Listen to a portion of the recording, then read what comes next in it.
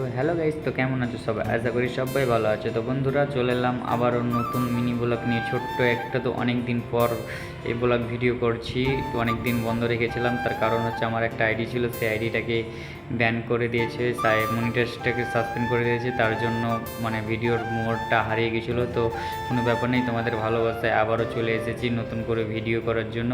তো এরকম ভিডিওগুলো আজ থেকে প্রতিদিন একটা করে দেখতে পাবে, কারণ আমি আজ থেকে ব্লগ ভিডিওগুলো আবার করার জন্য রেডি হয়ে গেছি। কারণ করব, তোমাদের যে ভালোবাসাটা পেয়েছিলাম ওই আইডিতে, আশা করি এই আইডিতেও এরকম ভালোবাসাটা পাবো। ভিডিও থাম্বনেল দেখে অবশ্যই বুঝতে পেরেছো ভিডিওটা অনেক ইন্টারেস্ট হতে চলেছে। তো ভিডিওটা স্কিপ না করে পুরোটাই দেখো, তো তাহলে বুঝতে পারবে আমরা সারা দিনটা আজকে কি করলাম। তো বন্ধুরা, আজকে যাই হোক ভিডিওটা আমি দিন থেকে শুরু করলাম। কাজে বাড়ার সময় সে ক্যামেরাটা আমি অন করতে ভুলে গেছিলাম, তো কোনো ব্যাপার নেই, রাস্তা থেকে করেছি। তো আজকে দেখতে পাচ্ছ এক জায়গা থেকে আরেক জায়গায় কাজে যাচ্ছে অনেক দূরে, তো গাড়িতে করে মাল ফাল লোড করে নিয়ে যাচ্ছে।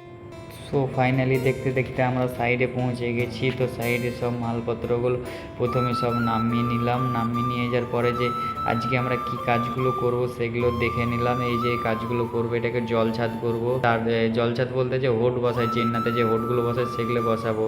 তো কি করব, বালি আর হোড আসেনি, তো তার জন্য দেখো আগে আমগুলো সব পেরে নিচ্ছি। পাটি দাঁড়িয়েছিলাম, তো পাটিতে বলছে আমগুলো পেরে দিয়ে আমগুলো পারলাম। তো এই যে আমগুলো দেখো কত সুন্দর আম দেখতে, আমাকে অনেক ভালো লেগেছে, তার জন্য এই দুটো আম নিয়ে নিয়েছি যে হ্যাঁ খাবো বলে।